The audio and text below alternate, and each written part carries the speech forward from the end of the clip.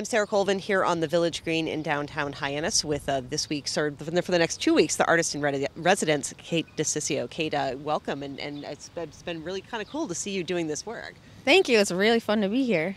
So tell me a little bit about, obviously behind us is a bench that previously just looked like a regular park bench, and now you're in the midst of decorating it, and I understand you're going to be kind of doing this all around the village of Hyannis. Yeah. So there's an element of the project that's really about engaging spaces that might not otherwise be noticed. And so always a part of my work is kind of using imagery of nature and architecture and textiles to create this element of play on and off planes. So from the floor up the wall, jumped onto a telephone pole, over a bench. So this is an example of that.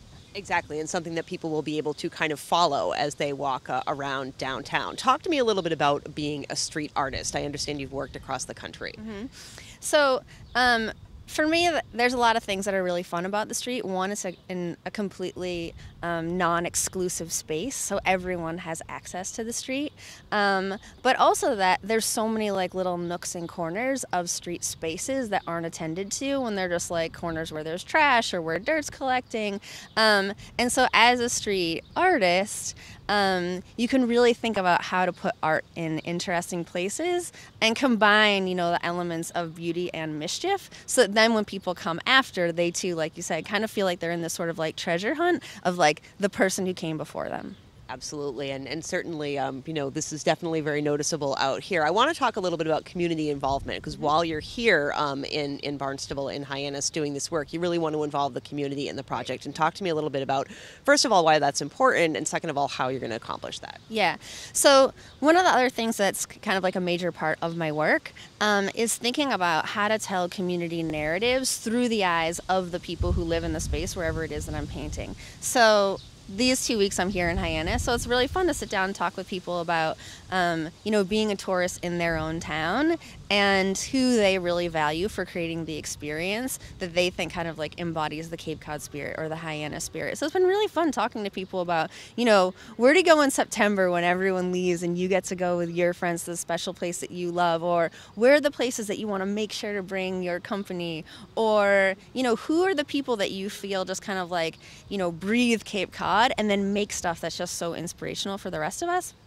And so while I'm here, I'll be making portraits of some of our most fabulous locals. Great, and that's going to happen at Azleton Park. So I wanted to talk a little bit more about that, and that's going to be kind of a mural that's going to be up there at Azleton Park? Yeah, so I'll be doing 4 portraits that will then kind of serve as the backdrop to the stage that's at Azleton Park. Yeah. Wonderful. We're really looking forward to seeing that. I understand, too, while you're at the Geyer Barn, there's going to be a free talk on June 25th, and open to all, anyone who's curious about learning about your art. Yeah.